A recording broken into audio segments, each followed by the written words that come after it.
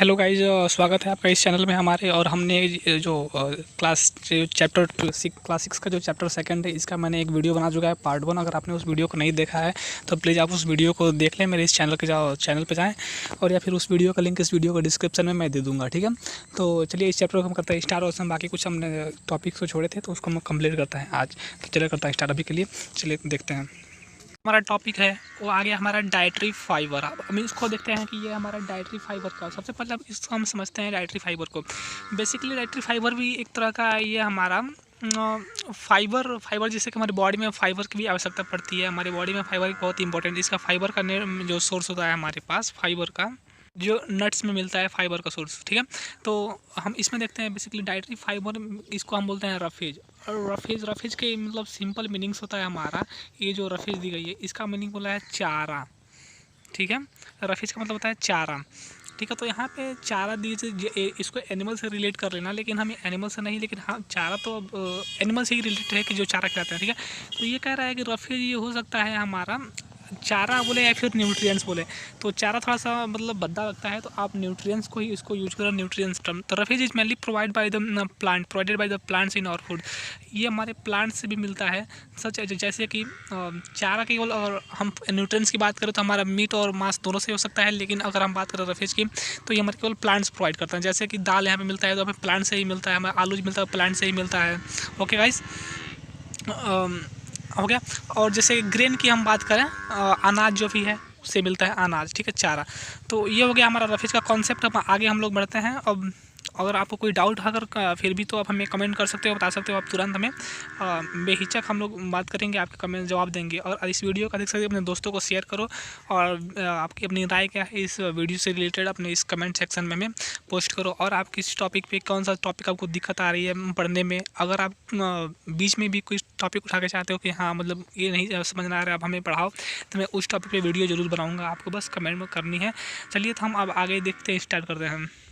यहाँ बताया गया है कि water helps our body to absorb nutrient from the foods. हमारे जो न्यूट्रिएंट्स हैं वो हमारी बॉडी को न्यूट्रिएंट्स को एब्सॉर्ब करने में बहुत मदद करता है। अगर पे पता है जी कि जैसे कि अगर कुछ हमारे बॉडी में जो पसीने होते हैं, स्वीट्स होते हैं, ये बहुत ही इंपॉर्टेंट होते हैं। स्वीट्स निकलने, अगर स्वीट्स ना निकले तो आपकी बॉडी में बहुत सारे ऐसे पॉइजनस सब्सटेंस पदार्थ बन जाएंगे जिससे कि आपको डेथ भी कर सकती है। स्वीट निकलना हमारी बॉडी के लिए बहुत ज़रूरी है। जैसा कि आप यूरिन टॉयलेट करते हो तो यूरिन निकलता है वहाँ से, अगर हमारे पसीने स्वेट होता है तभी वहाँ से यूरिन निकलता है।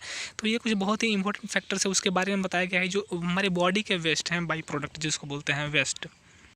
तो यहाँ पे जो एक्टिविटी दी गई, इस एक्टिविटी को हम देखते हैं। एक्टिविटी नंबर 3, इसको हम लोग ध्यान से देखते हैं। कह रहा है कि आप कोई एक टमाटो लीजिए कोई, और उसके बाद एक, या फिर आप ले सकते हैं एक लेमन का जो फ्रूट्स है उसको ले लीजिए। उसको जब आप कट करते हो तो क्या आपके हाथ गीले होते हैं?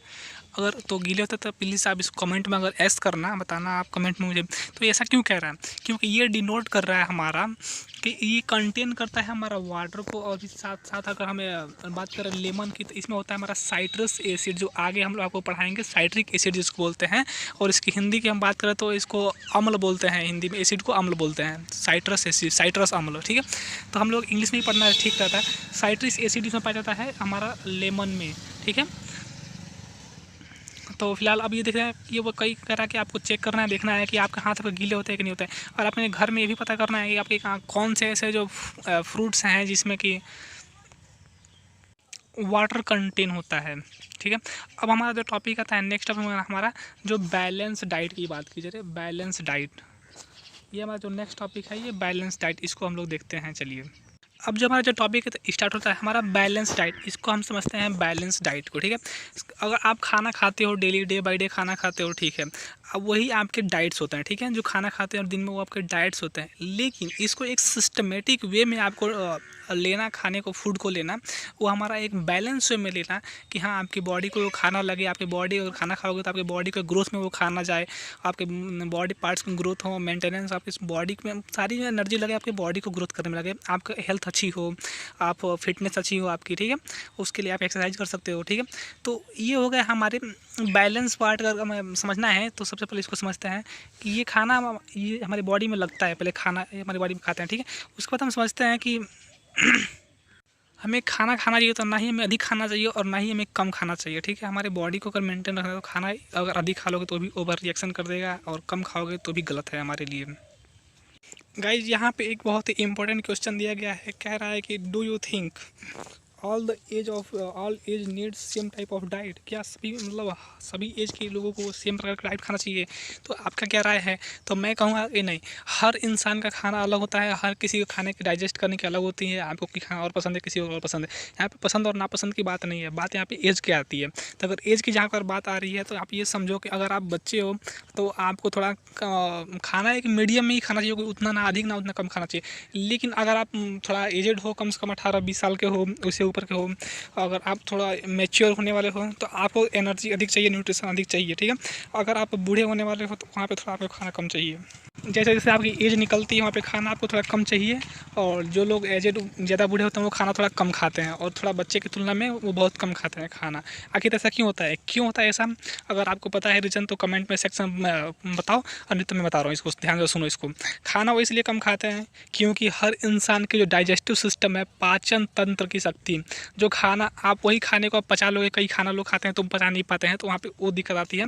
वो यहाँ पे डाइजेस्टिव सिस्टम की बात होती है, क्योंकि बूढ़े लोग की डाइजेस्टिव सिस्टम थोड़ी सी बॉडी डैमेज होती जाती है, डे बाई डे लोग की बॉडी ख़राब थोड़ी होती जाती है। और आपको बैलेंस डाइट के साथ साथ यहाँ पे कह रहा है कि क्या हमें फिजिकल एक्सरसाइज की भी फिजिकल एक्सरसाइज मतलब एक्सरसाइज करना हमारे लिए ज़रूरी है? तो जी हाँ दोस्तों, अगर बैलेंस डाइट लेते हो तो आपको बैलेंस डाइट के साथ साथ अगर फिजिकल एक्सरसाइज करते हो तो आपके लिए बहुत ही ज़रूरी है और आपकी बॉडी के लिए बहुत ही बेनिफिशियल है। तो इस पॉइंट को यहाँ पर ध्यान दिया गया है। और गाइज में यही सारी चीज़ें, जो छोटे मोटे जो क्वेश्चन होते हैं, ये बहुत ही इंपॉर्टेंट होते हैं। जो लोग समझ नहीं पाते हैं इस क्वेश्चन को, और वो ऊपर की बुक NCERT लोग क्यों पढ़ाते हैं, NCERT पढ़ाते हैं तो ठीक से पढ़ाते भी नहीं। तो लोगों को दिक्कत यही होती है, बच्चे समझ नहीं पाते हैं कि हाँ ये NCERT का मतलब क्या होता है, और NCERT में ये क्वेश्चंस क्यों दिए गए हैं, इसको लोग नहीं ध्यान दे पाते हैं। इसको समझना बहुत बड़ी बात होती है, इन सारे क्वेश्चंस को समझना। अगर आप समझ जाते हो, इस क्वेश्चन को अपना दिमाग लगाते हो, तो फिर आप द बेस्ट स्टूडेंट हो। चलिए, अगर जितने भी क्वेश्चन दिए हैं, अगर इन सब के आंसर प्रिपेयर कर लो, समझ लो, दिमाग से ज़रा सोचो अपने, तो बहुत कुछ सीख जाओगे, जितना ये पढ़ के नहीं सीखोगे आप। तो बुक रीडिंग की अगर आप बच्चे हो तो आदत डालो, ज़्यादा नहीं पढ़ो, थोड़ा ही पढ़ो। चलिए, हम तो हैं ही आपको प्रिपेयर कराने के लिए। तो अब हम अपने आगे की तरफ देखते हैं। ओके दोस्तों, तो अब आप चलते हैं अपने अगले पैराग्राफ की तरफ चलते हैं। और यहाँ पे जो पैराग्राफ हमारा यहाँ पे देखते हैं, यहाँ पे दी गई है जो ये वाला पैराग्राफ, तो प्रिपेयर फूड फ्रॉम चार्ट, यहाँ से जो गाइस यहाँ पे प्रिपेयर, ये जो पैराग्राफ दिया प्रिपेयर से यहाँ से लेकर यहाँ तक आपको देखना है, समझना है। ये कह रहा है कि प्रिपेयर चार्ट, आप एक चार्ट बनाने, जो कि आप डेली में दिन में क्या खाना खाते हो उसके चार्ट बनाने हो, उसके बारे में मेंशन कर रहे हैं आपको, जो आप खाते हो दिन में, ठीक।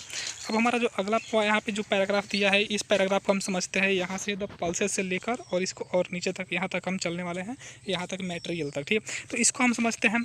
ये कह रहा है कि यहाँ पे कुछ अलग अलग स्टेट में अलग अलग खान पान होती है, जैसे कि यहाँ दाल होती है, कहीं ग्रेनट्स और सोयाबीन होता है, स्प्राउट सीड हम लोग बात किए थे, वो क्या बोलते हैं, चने के भिगोया हुआ चना, अंकुरित चना जिसको हम बात करते हैं, अंकुरित, जैसे कि मूंग के हो गया, मूंग को भी हम भिगो के खाते हैं, बंगाल ग्राम, इसको बंगाल ग्राम जो चना होता है, फर्मेंटेड फूड्स। और साउथ इंडिया की जो फेमस है इडलीज हैं, जो साउथ इंडिया में चलते हैं, कॉम्बिनेशन ऑफ द फ्लोर्स, आटा वाटा जो बनता है, ठपला, ये खाने का नाम है। Made from the cereals and pulses बनता है। Banana spinach. सत्तू, जैगरी मीन्स क्या होता है, गुड़ होता है, मीठा सत्तू, जो सत्तू मतलब अपने यहाँ भी बहुत चलता है, उत्तर प्रदेश की तरफ भी। और अवेलेबल वेजिटेबल्स और अदर फूड प्रोवाइड्स न्यूट्रिएंट्स, ये जो काफ़ी अच्छे न्यूट्रिएंट्स प्रोवाइड करते हैं, जो कि सोर्स हैं न्यूट्रिएंट्स के, आपको खाना चाहिए बैलेंस डाइट के साथ साथ। Okay, therefore one can eat balance diet, यहाँ पे कह रहा है। और इन सब खाना खा के आप मतलब बैलेंस डाइट अगर कुछ अच्छे खाते हो तो उसमें काफ़ी एक्सपेंसिव पैसे लग जाते हैं आपको डाइट खरीदने में। अगर आम आओ का सेव खाओ तो सेव भी एक बैलेंस डाइट का, ड्राई फूड का एक बहुत बेस्ट एग्जाम्पल है। अगर वो खाओगे तो आपके लिए बहुत महंगे पड़ जाएगा। लेकिन अगर इन सब चीज़ों को यूज़ करते हो आप डेली लाइफ में अपने, तो एक अच्छा खासा बैलेंस डाइट आपको मिल जाएगी। और यहाँ पे देखा, eating right good food is not enough. अगर यहाँ पे कह रहा है eating right kind of food is not enough. अगर खाना कभी कभी हमारे सही खाना ना खाओ तो खाना अगर अभी भी खा रहे हो तो खाना में कम पड़ता है, कम लगता है, या फिर हमारी बॉडी को नहीं लगता है। तो यहाँ पे बताया गया है कि क्या आप, यहाँ पे जो एक क्वेश्चन दिया गया है, आप थोड़ा ध्यान नहीं दोगे इन सब छोटे छोटे क्वेश्चन को। यहाँ पे कह रहे हैं कि are you aware that some nutrients gets lost in the process of cooking and preparation. जब खाना बनाते हैं तो कुछ न्यूट्रिएंट्स, कुछ ऐसे फूड्स होते हैं जिसमें कि लॉस हो जाते हैं। तो ऐसे तो मतलब बहुत कम ही होता है, लेकिन फिर भी कुछ न्यूट्रिएंट्स लॉस हो जाते हैं खाना बनाते हैं। इस बात को ध्यान में रखना। अगर कोई पूछता है ये क्या, अगर खाना बनाते हो तो कुछ न्यूट्रिएंट्स उसमें से लॉस होते हैं, तो हाँ, आपका जवाब होगा कि हाँ, कुछ ना कुछ न्यूट्रिशन, थोड़े अमाउंट में न्यूट्रिशन लॉस होते हैं, वहाँ से निकल जाते हैं। गाइस यहाँ पे कह रहा है कि अगर कुछ ऐसे भी वेजिटेबल्स हैं जिसको आप धो के काटते हो या फिर उसको काट के धोते हो, तो वहाँ पे कुछ वेजिटेशंस की उसमें विटामिन और मिनरल्स का कंपोनेंट ऑफ फूड निकल जाते हैं, वहाँ से डिस्ट्रॉय हो जाते हैं। जैसे कि हम बात करते हैं आलू की, तो आपको क्या लगता है आलू को सब्जी को अगर बनाते हो तो धो के काटना चाहिए या फिर काट के धोना चाहिए? तो मैं सजेस्ट करता हूँ कि आलू को पहले धो लो, अच्छी तरह से धो के काटो, फिर काट के धोना नहीं चाहिए, क्योंकि उसमें जो कार्बोहाइड्रेट होते हैं वो निकल जाता है, स्टार्च होता है वो निकल जाता है हमारा उसमें आलू में से। कुछ कुछ ऐसे भी पौधे प्लांट्स होते हैं जिसके हमारे स्किन्स होते हैं, उसमें मिनरल्स होते हैं, विटामिन्स होते हैं, जिसमें कि विटामिन सी की हम बात करें तो यहाँ पे एक फैक्ट दिया गया है कि विटामिन सी को अगर हम हीट करते हैं और ड्यूरिंग कूलिंग जब वो ठंडा है उसको हीट करते हैं तो वहाँ से विटामिन सी वहाँ से लॉस हो जाता है, वहाँ पे डिस्ट्रॉय हो जाता है, खत्म हो जाता है, जो हमारे काम के लिए नहीं होता है, हमारे बॉडी के लिए, ठीक है। तो would be sensible to include foods vegetables in order, तो क्या ऐसे फूड्स को हमारे इंक्लूड करना चाहिए? देखो अगर उसमें विटामिन सी है तो बहुत अच्छी बात है, इंक्लूड करनी चाहिए हमें, अगर नहीं है तो फिर उतना उनको प्रेफरेंस नहीं देनी चाहिए। और यहाँ पे एक जो इस वाले पैरा को समझते हैं, तो एक यहाँ पे इंसान है वो बहुत मोटा है, ठीक है, और उसको यहाँ पे बताया गया, उसकी कंडीशन यहाँ पे बताई गई है। और वो क्या खाता है कि वो फ्राइड खाता है, समोसा खाता है, पूरी स्नैक्स है, ये सब मतलब फैटी चीज़ें खाता है और ऑयली वाली चीज़ खाते हैं और ये जंक फूड खाता है, तो ये सही नहीं होती है हमारे फैटी खाने के लिए। अगर आप कम भी खाओगे तो ये फैट अगर हमारे आपके बॉडी पर लगता है तो आपको ये मोटा कर देगा। जैसे कि ये देखो कैसे इंसान ये मोटा हो गया। ऐसे आपने भी बहुत सारे लोगों को देखा होगा, और बहुत सारे पतले लोग भी होते हैं जिसको डिफिशियंसी होती है, उनके बॉडी में सही तरह से खाना लगता नहीं है तो वो पतले हो जाते हैं। और कई लोग ऐसे भी होते हैं जिसे खाने में थोड़ा सा भी थोड़ा भी खाएं अगर वो फैटी खाते हैं तो उनके बॉडी में खाना लगता है कि हाँ यार ये कितना खाना खाते हैं और कितना मोटे हो गए हैं। तो बात ये उसकी नहीं है, आप लोग बस डिपेंड करता है कि आपकी बॉडी में खाना कितना लगता है और कितना नहीं लगता है। और जो एक कंडीशन होती है जिस कंडीशन से ये गुजर रहा है उस कंडीशन को बोलते हैं ओबेसिटी। यहाँ पे ओबेसिटी का अगर डिफिनेशन कर रहे हैं तो यहाँ पे कर रहे हैं कि जो इट कैन बी हार्मफुल, वो जो खाना खा रहा है it can be harmful to use if harmful to us, eat too much food, too much of the fat rice food and we may end up suffering from a condition called obesity. अगर इस तरह का खाना खाते हो आप तो इस कंडीशन को अगर सफ़र कर रहे हो, अगर कम खाना खाते हो, मोटे हो जा रहे हो, तो उस कंडीशन को हम बोलते हैं ओबेसिटी, ठीक है, जो मोटा हो जाता है इंसान। अब हमारा जो नेक्स्ट टॉपिक आता है डिफिशियंसी डिजीज़। अगर डिफिशियंसी किस चीज़ की कमी से हमारे बॉडी में कौन से रोग होते हैं उस चीज़ के बारे में हम समझते हैं, ठीक है। अगर हम बात करें कि विटामिन सी, अगर हमारे बॉडी में विटामिन सी की कमी होती है तो हम लोग क्या लेते हैं, स्कॉर्पियो रोग होती है विटामिन सी की कमी से, ठीक है। अगर हमारे पास अगर विटामिन ए की कमी होती है तो हमारे रितौदी होती है, बी की कमी होती है तो हमारे डिजीज होती है, हमारे बेरी होती है, हमारे सी के स्कॉर्पियो तो विटामिन डी के रिकेटस होती है, विटामिन ई से हमारे आइज में प्रॉब्लम आ जाती है। यहाँ पे दो टर्म दिए गए हैं, एक डिफिशियंसी दिया गया है और एक हमारा दिया गया डिफिशियंसी डिजीज। डिफिशियंसी अगर वो चीज़ है कि अगर आप खाना ठीक खाते हैं तो लेकिन खाना आपके बॉडी पर लगता नहीं है, तो वहाँ पे ये उसको वहाँ से जो कॉज होता है, जो डिफिशियंसी से कॉज होते हैं किसी मटेरियल से मिनरल से, तो उसको हम बोलते हैं, जो डिजीज होती है कॉज है उसको डिफिशियंसी डिजीज बोलते हैं। एंड डिफिशियंसी होती है हमारे बॉडी में जो खाना जो भी फूड मटेरियल से कंपोनेंट की हमारे पास कमी होती है जो हमारे बॉडी को नहीं लगती है उसको हम बोलते हैं डिफिशियंसी। जो डिफिशियंसी मीन्स कमी, ओके। और यहाँ पे समझते हैं आगे दोस्तों। यहाँ पे यहाँ पे कह रहा है एक इंसान है, बहुत अच्छी बात बताई गई यहाँ पे, इसको चीज़ को आप लोग याद रख लेना, ठीक है। A person does not get enough protein, अगर वो खाना अगर अच्छे से अगर प्रोटीन नहीं ले पा रहा है, फूड कंपोनेंट को नहीं ले पा रहा है, ठीक है, अगर लंबे समय के लिए अच्छे से, तो उसको डिजीज से गुजरना पड़ेगा। उसके डिजीज जो होते हैं, जो मेन डिजीज हमारे पास उसके हो जाते हैं, वहाँ पर इसको दिखाया गया है, बता रहे हैं आपको दोस्तों, बस जस्ट सेकेंड, हाँ ठीक है। तो मेन जो डिजीज है यहाँ पे शो कर रहा है कि स्वेलिंग, यहाँ पे स्वेलिंग ऑफ फेस, ठीक है, स्वेलिंग ऑफ फेस हो गया, और discolour of hair, skin disease और डायहोरिया, ठीक है। ये सब कुछ डिजीज होती हैं जो कि हो जाते हैं हमारे बॉडी में कमी से, डिफिशियंसी से। The swelling of face, discolour of hair, हमारे बाल आज कम समय में बच्चों के पक जाते हैं। आखिर ऐसा क्यों हो रहा है? कम समय में बच्चे, कम एज में बच्चे हमारे कुछ बच्चे ऐसे भी हैं जो कि चश्मा लगाते हैं। आखिर ये सब क्या है? डिफिशियंसी है पे न्यूट्रिएंट्स की, फूड मटेरियल्स की। यहाँ पे अगर उनको अच्छे से नरिशमेंट हो तो ऐसा नहीं हो सकता है, ओके। अब आगे हम देखते हैं कि if diet deficient both carbohydrate and protein, अगर हमारे पास अगर कार्बोहाइड्रेट और प्रोटीन की कमी होती है अगर लंबे समय के लिए, तो हमारी बॉडी की ग्रोथ रुक जाती है, ठीक है, हमारी बॉडी ग्रोथ नहीं कर पाती है। कोई पर्सन, कोई नाटा होता है, कोई लंबा होता है, कोई छोटा होता है, तो आखिर वो क्यों होता है? क्योंकि उसके न्यूट्रिशन पर डिपेंड करता है कि वो कितना न्यूट्रिएंट है, वो कितना healthy fruits and dry fruits खा रहा है, ये डिपेंड करता है। तो आप अच्छे से ड्राई फ्रूट खाओ, कोशिश करो आप हेल्दी रहो, देखो जितना ज़्यादा हेल्दी रहोगे आपकी हेल्दी आपके पास ही रहेगी। अगर किसी इंसान को अगर कार्बोहाइड्रेट प्रोटीन की अगर लंबे समय की कमी हो जाती है तो वो इंसान बहुत पतला हो जाता है, बहुत दुबला हो जाता है और वहाँ पे विटामिन डी, ए, सारी मिनरल्स की कमी होने लगती है, तो वहाँ पे इंसान बहुत ही वीक हो जाता है। तो आपको ऐसा भी नहीं होना है, डाइट एक बहुत ही वेल मेंटेन खाना है और अच्छे से खाना है और अपना पूरे बॉडी को ध्यान देना है। बॉडी को ध्यान देना बहुत ज़रूरी होता है दोस्तों। और ये जितने भी डिफिशियंसी डिजीज होते हैं इसका क्योर करने का सिर्फ एक ही मात्र तरीका है और वो है एक हमारा बैलेंस डाइट। अगर आप बैलेंस डाइट नहीं लेते हो तो इन सब डिजीज से आप बचने वाले नहीं हो। तो आपको बहुत ध्यान में लेकर चलना है कि आपको बैलेंस डाइट ही लेना है, ठीक है। अगर बैलेंस डाइट नहीं लेते हो तो आपको, अगर आप समझो कि अगर आपके पास अगर आँख में आपकी प्रॉब्लम है अगर, या फिर आपके बाल पक रहे हैं, तो आपके बाल पक रहे हैं तो क्या करोगे? अब इसके लिए तो कोई दवा खाओगे नहीं, अगर दवा खाओगे तो आपके लिए वो गलत होगा। लेकिन दवा भी नहीं खाना चाहिए दोस्तों इन सब चीज़ों के लिए। अगर बाल पक रहे हैं तो उसके लिए आपके पास विटामिन सी की कमी हो रही है, विटामिन सी, ओके, और साइट्रस एसिड की कमी हो रही है वहाँ पे। अगर आपके पास अगर आँख में प्रॉब्लम है तो आपको विटामिन ए की कमी हो रही है, तो आपको विटामिन ए अधिक से अधिक खाना चाहिए यहाँ पे, ओके। और यहाँ पे कुछ दिए गए हैं टेबल्स में, some disease disorder caused by the deficiency, और इस टेबल को आपको एकदम अच्छे से याद कर लेना है। अगर आप इस टेबल को नहीं याद करोगे तो समझो कि आपने पढ़ने का कोई मतलब ही नहीं निकलता यार इस टेबल को। तो यहाँ पे दिया गया है विटामिन, और यहाँ पे विटामिन के नाम दिए गए हैं और डिफिशियंसी डिजीज होता है, डिसऑर्डर, उसका डिजीज़ क्या होते हैं और उसके लक्षण क्या होते हैं। तो इस चीज़ को बहुत ही अच्छे से आपको ध्यान से देखना है, इसको हम बहुत अच्छे से कराने वाले हैं। विटामिन ए, सबसे पहले विटामिन ए जो है इसकी कमी से हमारे होता है लॉस ऑफ विजन, हमारी जो दृष्टि होती है, हम देखने की शक्ति होती है, कैपेसिटी होती है, आप उसको खो देते हो। कि बहुत सारे बच्चे ऐसे कम ही एज में अपना दृष्टि विजन खो देते हैं अपने, उनकी आँख पे चश्मा लग जाता है, आखिर ये क्यों, स्पेक्टिकल्स लग जाते हैं।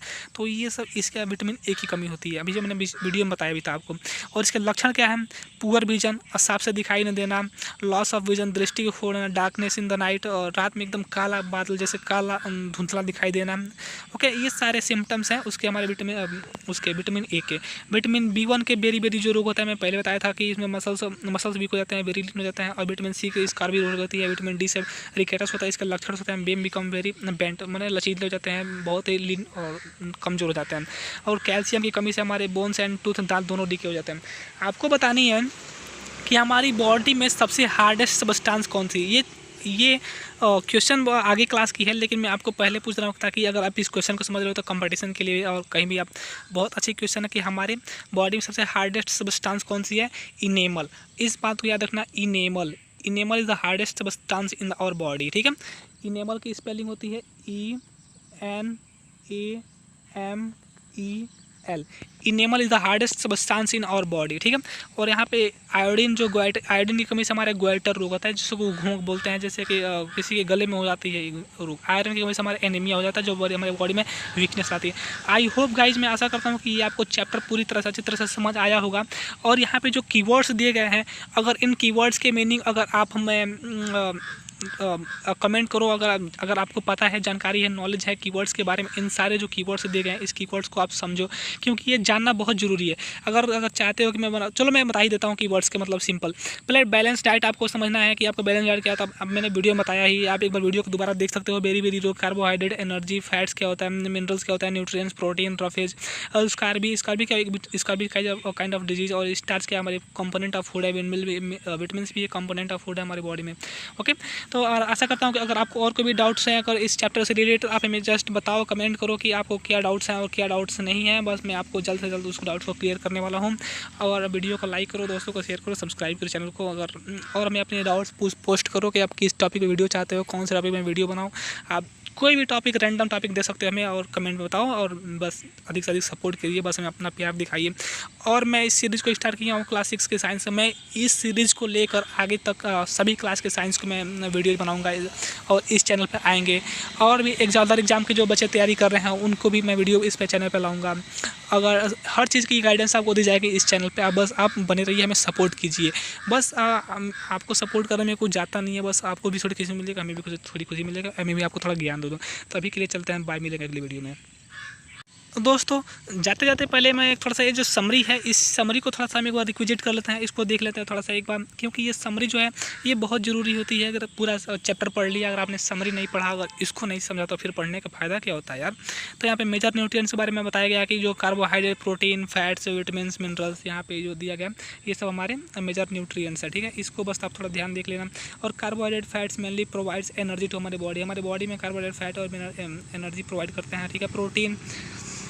Protein minerals and needed our body maintenance. Protein से हमारी बॉडी को मेंटेन करते हैं, हमारी बॉडी के ग्रोथ में हेल्प करते हैं। Vitamin helps protecting from the body against disease.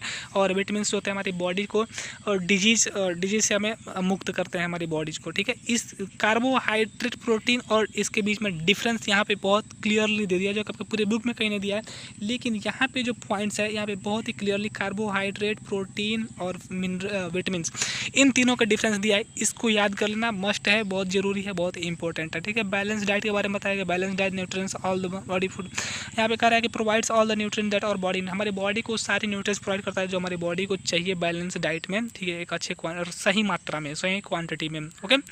And with adequate amount of roughage and water. Roughage में चारा बताया था ना, ये प्लांट से मिलते हैं, एनिमल से नहीं, प्लांट से मिलते हैं रफेज। और पानी भी, हमारी बॉडी को पानी बहुत ज़्यादा इंपॉर्टेंट रोल प्ले करता है हमारे फूड को डाइजेस्ट करने में, okay. And deficiency of one or more nutrients in our food for a long time cause certain disease. अगर हमारे बॉडी में किसी लंबे समय से या कम समय से अगर डिफिशियंसी है किसी चीज़ की, तो वो एक डिजीज काज कर देगा, आगे चल के बहुत ही क्रूशियल रोल ले लेता है, और आगे चल के आपको बहुत सारे पैसे लगाने पड़ जाते हैं इसी छोटे छोटे चीज़ों के लिए। तो आशा करता हूँ कि सारा चैप्टर आपको क्लियरली समझ में आ गया होगा। और कोई भी आपको डाउट है तो बस आप हमें, अगर चाहते हो कि मैं एक्सरसाइज बताऊँ तो मैं एक्सरसाइज भी आपको करा दूँगा सारा, अगर आप कमेंट करो। अगली वीडियो थोड़ी सी 2 पार्ट में होगी, काफ़ी लंबी हो गई है। तो अभी के लिए चलते हैं, बाय, टेक केयर, अपना प्यार बनाए रहिए इसी तरह में। धन्यवाद आपका, और हमें सपोर्ट कीजिए। Thank you.